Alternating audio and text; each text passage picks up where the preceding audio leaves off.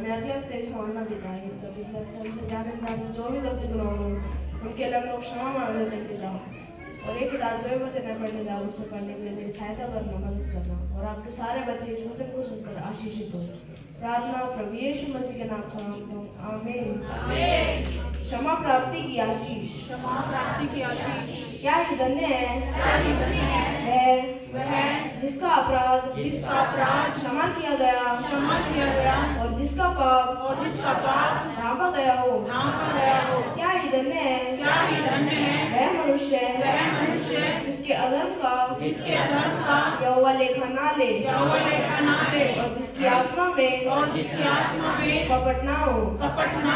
जब मैं चुप रहा तब दिन भर कराते मेरी हड्डियां टूट गई, क्योंकि रात दिन मैं तेरे हाथ के नीचे दबा रहा, और मेरी तरावट धूप काल की सी जुर्राहट बनती गई। जब मैंने अपना पाप तुझ पर प्रकट किया और अपना धर्म ना छिपाया, और कहा मैं यहोवा के सामने अपने अपराधों को मान लूंगा। तब तूने मेरे अधर्म और पाप को क्षमा कर दिया। इस कारण हर एक वक्त तुझसे ऐसे समय में प्रार्थना करे जबकि तू मिल सकता है। निश्चय जब जल की बड़ी बाढ़ आए तो भी उस भक्त के पास ना पहुंचेगी।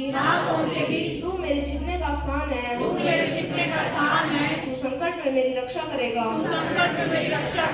तू मुझे चारों ओर से छुटकारे के गीतों से घेर लेगा।